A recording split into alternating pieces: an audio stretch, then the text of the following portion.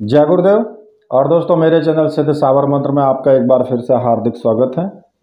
और देखिए, आज की वीडियो में मैं जो आपको बताने वाला हूँ वो एक ऐसा रोग नाशक सावर मंत्र है और कायाकल्प का। क्योंकि देखिए, ये मानव शरीर है और जब इस पृथ्वी पर हम रहते हैं और इस मानव शरीर में पता नहीं कब क्या रोग उत्पन्न हो जाए, ये कुछ नहीं कहा जा सकता है। और देखिए, रोग मुक्ति के लिए या रोग के निवारण के लिए व्यक्ति डॉक्टरों के पास भी जाता है, वैद्य के पास भी जाता है और तांत्रिकों के पास भी जाता है। कहते हैं ना कि जब डॉक्टर से कोई बात चपर जाए फिर वो वैद्य की तरफ निकलता है कि भाई मैं कुछ देसी दवाई करवा के देख लूँ, और जब वहाँ से भी चपर जाए तो फिर जाता है कहाँ पर? तांत्रिकों के पास में, कि पता नहीं, हो सकता है कि कुछ मेरे ऊपर किसी ने कुछ करवा दिया हो या किसी ने कुछ कोई भूत प्रेत हो जिसकी वजह से मुझे ये सब रोग समस्या हो रही है। तो अब ऐसी स्थिति में ऐसा कौन सा मंत्र है या ऐसा कौन सा उपाय है जिससे हम हमारे किसी भी प्रकार का रोग हो उसका विनाश हो जाए और हमारा शरीर जो है उसका कायाकल्प हो। कायाकल्प का मतलब है कि शरीर के अंदर से जब सभी रोग समाप्त हो जाएंगे तो उसके बाद शरीर में एक आकर्षण पैदा होना। कायाकल्प का मतलब है कि सुंदरता। बहुत से लोग मुझसे इसलिए भी वीडियोज़ में कई बार मुझसे पूछा है कमेंट करके कि भाई कि गुरुजी हमें कोई कायाकल्प का, यानी कि हमें सुंदर कैसे बने। जब रोग है तो सुंदरता तो अपने आप ही ख़त्म हो जानी है। और कई बार ऐसा होता है कि व्यक्ति को रोग भी नहीं है लेकिन उसके पास सुंदरता भी नहीं है। और ऐसा कौन व्यक्ति है या कौन स्त्री है जो नहीं चाहती कि भाई मैं सुंदर बनूं या मैं भी सुंदर हूं। हर व्यक्ति चाहता है कि मैं काला कलूटा ना हूं, मेरा रंग गोरा हो, मेरे बाल अच्छे हों, मेरे नैन नक्श अच्छे हों, आँखों में एक विशेष आकर्षण हो, एक तेज हो, शरीर पूरी तरीके से गठीला हो। और इसी प्रकार से स्त्री भी चाहती है कि जी मेरे बाल लंबे हों, मेरा रंग गोरा हो और मेरे पूरे शरीर में एक आकर्षण हो और पूरा शरीर एक सांचे में ढला हुआ हो, जिससे कि जो भी मुझे देखे वो तुरंत ही कहे कि भाई हाँ, कोई सुंदरता है। हर स्त्री चाहती है, हर पुरुष चाहता है। तो अब डॉक्टरों के पास आप जाएंगे तो भाई आपने रोग की गोली ले ली, समाप्त हो गया तो हो गया, नहीं तो फिर चल ही रहा है, बराबर गोलियां चलती हैं। वैद्य के पास भी जाते हैं तो कई बार वहाँ भी निराश हो जाना पड़ता है। और दूसरी बात, अगर हम कोई ऐसी क्रिया करें कि भाई जो परमात्मा की हो, किसी देवी देवता की हो, जिससे कि उनकी कृपा से हमारा जो भी शरीर के अंदर रोग हैं, सर्व रोग उनका नाश भी हो जाए और हमारे शरीर में सुंदरता भी बढ़े, हमारे शरीर का कायाकल्प हो जाए। तो अगर दोनों चीज़ें एक ही मंत्र के द्वारा हो जाती हैं तो उससे बड़ी बात क्या हो सकती है? उससे बड़ी बात कोई नहीं हो सकती है। अगर एक ही मंत्र के करने से या एक ही साधना के करने से अगर हमारे शरीर में से सभी रोग समाप्त हो जाएं और शरीर का कायाकल्प हो जाए तो इससे बड़ी और कोई बात नहीं है। अब देखिए, यहाँ पर मैं आपको एक ऐसी ही साधना के विषय में मैं आपको बताऊंगा कि जिस साधना के करने से सारे रोग आपके समाप्त हो जाएंगे, आपके शरीर का कायाकल्प हो जाएगा। तरह तरह के मंत्र जाप करने की कोई आवश्यकता नहीं होगी कि कायाकल्प के लिए मैं अलग मंत्र जाप करूं या लंबे बाल करने के लिए मैं अलग जाप करूं या फिर गोरा रंग होने के लिए मैं अलग जाप करूं। या फिर किसी भी रोग को समाप्त करने के लिए मैं अलग अलग उन रोगों के मंत्रों का जाप करूं। भाई जैसे किसी को डायबिटीज है, किसी को ब्लड प्रेशर है, किसी को हार्ट की ब्लॉकेज है, या फिर और दूसरी बहुत सी बीमारियां हैं, किसी के किडनी में प्रॉब्लम है, किसी के कोई प्रॉब्लम है, किसी को शीघ्र पतन की बीमारी है कि भाई उसको जल्दी मतलब उसका वीर्य क्षीण हो जाता है। तो ऐसी स्थिति में जितने भी रोग हैं उनके लिए केवल एक ही मंत्र अगर पर्याप्त हो तो अलग अलग करने की आवश्यकता क्या है। तो इसलिए आज मैं आपको एक ऐसा ही दिव्य गोपनीय जो मंत्र है मैं आपको वो बताने वाला हूं और उसी की साधना मैं आपको बताऊंगा। जिन लोगों ने पूरी वीडियो देखी है उनकी समझ में आ जाएगा, यहाँ तक भी आगे भी वो देखेंगे। तो जो आधी अधूरी देख करके बीच में छोड़ देते हैं उनकी समझ में कुछ नहीं आता, पूछते भी हैं मुझसे तो मैं बोल देता हूं कि भाई वीडियो आप देखिए जा करके, क्योंकि वीडियो देखने से पूरा समझ में आएगा, व्हाट्सएप पे मैं इतना नहीं बता पाऊंगा। ठीक है। अब इस साधना को करने के लिए आप अपने घर में कर सकते हैं इस साधना को, एकांत स्थान में, पूजा घर में, कहीं भी आप इस साधना को कर लें, कोई दिक्कत नहीं है। किसी प्रकार की कोई प्रॉब्लम हो ही नहीं सकती है, ना किसी प्रकार की कोई भय आपको लगेगा, ना ही कोई इस प्रकार की कोई शक्ति आपकी साधना के अंदर आएगी। आराम से आप कर सकते हैं। सुबह के वक्त करिए, शाम के वक्त करिए, रात में करिए, ब्रह्म मुहूर्त में करिए, कभी भी करिए, कोई प्रॉब्लम नहीं है। इस साधना में साफ स्वच्छ वस्त्र आपके होने चाहिए, सफ़ेद रंग के वस्त्र अगर ले लें तो बहुत अच्छा है, धोती कुर्ता, धोती पजामा, जो भी है आप पहन सकते हैं। और सुबह के टाइम ही अपने घर में निवृत्त हो करके स्नान आदि करके और उसके बाद में फिर आप अपने पूजा घर में आ जाएं। पूजा घर में एक चौकी लगा लें और उस चौकी पर आपको सामने अपने गुरुदेव का चित्र और माता की एक तस्वीर या और भगवान शिव की तस्वीर भी हो तो बहुत अच्छी बात है, वो लगा लें। ठीक है। अब इस साधना को करने के लिए जो आपको सामग्री की आवश्यकता होगी वो मैं आपको बता देता हूँ। देखिए, इस साधना को करने के लिए जो आपको सामग्री लगेगी, इसमें एक रोग निवारक जो यंत्र होगा और वो ताबीज़ के आकार का होगा। ठीक है। और एक माला जो आप जाप के लिए, जिससे आप जाप करेंगे, माला आपकी रुद्राक्ष की भी इसमें चल सकती है, उससे भी आप कर सकते हो। दूसरा जो आपकी गुरु माला है उससे भी आप कर सकते हो। इस फटिक की माला से भी आप मंत्र जाप कर सकते हो इसमें। ठीक है। तो दोनों में से कोई सी भी एक माला हो आपके पास में तो चलेगी। और देखिए, ये जो दोनों सामग्रियां हैं ये मंत्र सिद्ध प्राण प्रतिष्ठा युक्त होनी चाहिए। और अगर आपको ऐसी सामग्री चाहिए तो मैंने व्हाट्सएप नंबर दिया हुआ है वीडियो में, आप वहां से मुझे व्हाट्सएप करके और वो सामग्री आप प्राप्त कर सकते हैं। सामग्री आपको 100% मिलेगी, इसमें कोई भी संशय करने की आवश्यकता नहीं है आपको। ठीक है। जब आप ये सामग्री प्राप्त कर लेंगे और आप अपने पूजा घर में जा करके और पूर्व या उत्तर दिशा की तरफ मुख करके बैठ जाएं। आसन जो भी आपके पास है, पीला, सफ़ेद, लाल जो भी है, वो आप आसन पे उसी पे बैठेंगे।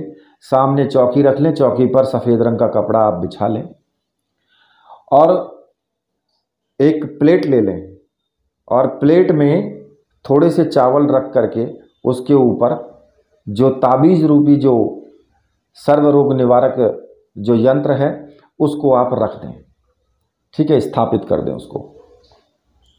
और जो माला है आपकी जिससे आप मंत्र जाप करेंगे उसको भी आप वहीं पर रख दें। घी का दीपक लगा लें, अगरबत्ती, धूप बत्ती जो भी आपके पास है वो लगा लें।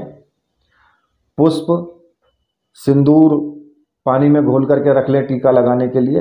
एक नॉर्मल छोटे से पूजन के लिए जो आप सामग्री रख सकते हैं वो आप रखिए और उसी तरीके से नॉर्मल जो पूजन है वो आप करिए। भोग लगाना चाहें भोग भी लगा सकते हैं, माता को भोग लगाना चाहे लगा सकते हैं। और उस भोग को आप स्वयं भी खा सकते हैं, अपने परिवार वालों को भी खिला सकते हैं, कोई दिक्कत नहीं है उसमें। ठीक है। सबसे पहले आपको क्या करना होगा, आपको अपने गुरुदेव का पूजन करना है, क्योंकि देखिए प्रत्येक साधना, कोई भी साधना हो, सब में गुरुदेव का पूजन प्रारंभ किया ही जाता है। सबसे पहले गुरु के बिना ज्ञान ही नहीं है।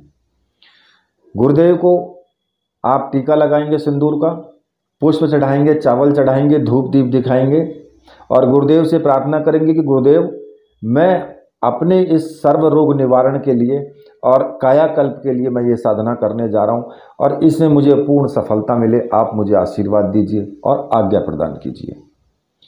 और अपने गुरु मंत्र का एक माला का जाप आपको जरूर करना है, चाहे आपका जो भी गुरु मंत्र है उसी का आप जाप करेंगे।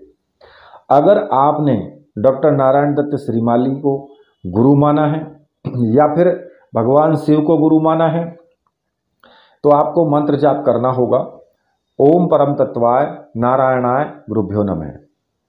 और अगर भगवान शिव को माना है तो ओम नमः शिवाय, इस मंत्र का आपको जाप करना है और उसी माला से आप कर सकते हैं जो गुरु माला है, यानी या तो रुद्राक्ष की या स्फटिक की माला, कोई सी भी हो, उनमें से किसी भी माला से आप गुरु मंत्र का जाप करें। और उसी माला से फिर आपको रोग मुक्ति और जो कायाकल्प निवारक जो मंत्र है उसका भी आपको जाप करना है। ठीक है। जब आपकी गुरु पूजन हो जाएगा उसके बाद आप सामने माता की जो तस्वीर रखी हुई है, अब इसमें आप या तो माता शेरावाली की तस्वीर रख सकते हैं या माता सरस्वती की भी तस्वीर रख सकते हैं, कोई इसमें प्रॉब्लम नहीं है। ऐसी किसी की भी तस्वीर हो, माता गायत्री की हो, वो भी चलेगी। ठीक है। और पूजन करेंगे, जैसे गुरु पूजन किया है वैसे ही माता का भी पूजन आपको करना है। और जो यंत्र है उसका भी आपको पूजन करना है। उसके ऊपर आप पुष्प चढ़ाएं, चावल चढ़ाएं, टीका लगाएं, धूप दीप दिखाएं। उसी प्रकार से माला का भी आपको पूजन करना है। माला को भी आपको तिलक लगाना है, माला को एक पुष्प चढ़ा लें वहीं पर। ठीक है। धूप दीप दिखाएं और माला से हाथ जोड़ करके प्रार्थना करें कि आप मुझे मेरी साधना में सहयोग करें। अगर आप ऐसा करते हैं तो माला आपकी कभी भी आपको धोखा नहीं देती है। बीच साधना में माला कई बार टूट जाती है, अक्सर होता है ये। और ये होता है कब, जब आप साधना क्षेत्र में आते हैं, शुरुआत में जब आप साधना क्षेत्र में आते हैं तो आपकी मालाएं बहुत टूटती हैं। ठीक है।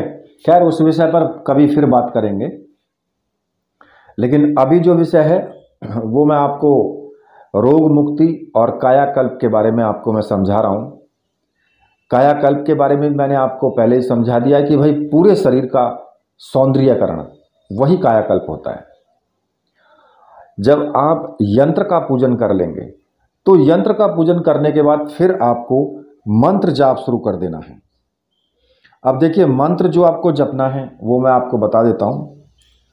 ओम ऐं रोगनाशाय कायाकल्पाय सिद्धिये ऐं ओम, इस मंत्र का आपको जाप करना है। और इस मंत्र का जाप आप जितना चाहें उतना करें। मतलब मेरे कहने का ये है कि 11 माला से तो कम होना ही नहीं चाहिए। भले ही 21 माला हो जाए, 31 माला हो जाए, 51 माला हो जाए, जितना ज़्यादा से ज़्यादा मंत्र जाप करोगे आपको उतना ही तीव्रता के साथ में फायदा होगा। सीधी सी बात है, जितना ज़्यादा आपकी मेहनत उतना ही आपका ज़्यादा उसमें जो है प्रभाव होगा। अब जिन व्यक्तियों को ज़्यादा देर नहीं बैठा जाता है तो भाई 11 माला से काम चलाएंगे, लेकिन लंबे टाइम तक साधना करो, फिर लंबे टाइम तक मंत्र जाप करो। ऐसा तो है नहीं कि भाई आपने अभी 10 दिन 11 दिन किया और सोचे कि मेरे तो सारे रोग समाप्त हो जाएं और एकदम से जो है पूरा सौंदर्यकरण हो जाए, तो ऐसा तो होता नहीं है। ऐसा बिल्कुल नहीं होता है, धीरे धीरे होता है। साधना का मतलब क्या है, जो साधना है, जब हम साधना करते हैं तो ये जो साधना होती है ना, धीरे धीरे चलने वाली प्रक्रिया होती है। ऐसा नहीं है कि एकदम से पहाड़ के ऊपर चढ़ गए, अगर छलांग मारेगो तो ऊपर से नीचे आके धड़ाम गिर पड़ोगे, पता लगेगा कि गए। तो इसलिए ये जो चलती है ये धीरे धीरे चलती है और धीरे धीरे ही चलना चाहिए। कभी भी मंत्र के ऊपर अविश्वास नहीं होना चाहिए, गुरु के ऊपर अविश्वास नहीं होना चाहिए और साधना विधि के ऊपर अविश्वास नहीं होना चाहिए, सामग्री के ऊपर पूर्ण विश्वास होना चाहिए। इन सभी चीज़ों पर, यानी मेरे कहने का मतलब है हर तरह से जब आप विश्वास करके चलेंगे तो साधना सफल होती है। अगर जरा लेस मात्र भी आपके अंदर कहीं पर भी थोड़ा बहुत अविश्वास अगर आ जाता है तो साधना का प्रभाव वहीं पर समाप्त हो जाता है, अनुभव सब खत्म हो जाते हैं। इसलिए मेरा कहना यह है कि साधना तभी करें जब आपका दिल अंदर से गवाही दे पूर्ण रूप से कि हाँ मुझे साधना करनी है। जब आपके अंदर एक उत्साह हो तभी साधना करनी चाहिए, अन्यथा साधना में कोई फर्क नहीं पड़ता है, कोई भी आपको अनुभव नहीं आएगा, कोई प्रभाव नहीं होता है। इसलिए इस बात को भी ध्यान रखना। अब इसमें आपको मंत्र जप आपने कर लिया, इसको आप डेली कर सकते हैं, एक रूटीन आप रख सकते हैं। लेकिन आपको क्या करना होगा कि शुरुआत में आपको 21 दिन तो साधना करनी ही करनी है। 21 दिन, उसमें चाहे आप 11 माला का जाप करो, चाहे 21 माला का जाप करो, या 51 का करो, या 101 का करो, उससे मतलब नहीं है। 21 दिन साधना करनी है और 21वें दिन जब साधना समाप्त हो जाए तो ये जो ताबीज रूपी जो यंत्र है इसको किसी भी धागे में पिरो करके, लाल धागे में, पीले धागे में, सफ़ेद में, किसी में पिरो लेना, लेकिन काले में मत पिरोना। इसको सफ़ेद, लाल, पीला कोई सा भी धागा हो उसमें पिरो करके और अपने गले में धारण कर लें 21वें दिन ही साधना समाप्त होने के बाद, और गुरुदेव को प्रणाम करें। ठीक है, ये क्रिया आपको रोज करनी है। 21वें दिन माला जो आपका यंत्र है उसको आपको ताबीज को जो है धारण कर लेना है। इसके बाद फिर आप चाहें तो इसको डेली मंत्र जाप आप इसका कर सकते हैं, गुरु माला से कर सकते हैं। जब आप गुरु मंत्र का जाप करो तभी आपको 1 माला, 2 माला, 5 माला, जितना भी आप कर सको उतना आप इस मंत्र का जाप करें। आप देखेंगे कि धीरे धीरे धीरे धीरे धीरे धीरे आपका कायाकल्प होता जा रहा है, आपको पता भी नहीं लग रहा है। और जो देखने वाले वो आपको कहेंगे कि भाई तुम क्या खा रहे हो, क्या शरीर पे अपने पे लगाते हो, जो इतना आप सुंदर दिखाई दे रहे हो। कोई रोग नहीं रहेगा, सारे रोग धीरे धीरे समाप्त हो जाएंगे। एकदम मुगली गुट्टी 555 नहीं है भाई, सीधी बात है कि घुट्टी ली और रोग समाप्त और कायाकल्प हो गया तुरंत। ऐसा कोई चमत्कारी चीज़ नहीं है ये धीरे धीरे चलने वाली है। आप चलते रहेंगे 4 महीने, 6 महीने, 1 साल चलते रहो, फर्क क्या पड़ता है भाई। 21 दिन आपने साधना की, 21 दिन आप पूरे नियम का पालन करेंगे भाई। ब्रह्मचर्य व्रत का पालन करो और दूसरे जो नियम है उनका पालन करो 21 दिन तक। उसके बाद फिर कोई नियम पालन ही नहीं है। उसके बाद फिर आप गुरु मंत्र का जाप करें, 1 माला, 2 माला या 5 माला, जो भी आपकी इच्छा हो, आप मंत्र जाप उतना करते रहो गुरु माला से ही। पहले गुरु मंत्र का जाप कर लिया, उसके बाद में ये रोग निवारक जो मंत्र है इसका जाप कर लिया।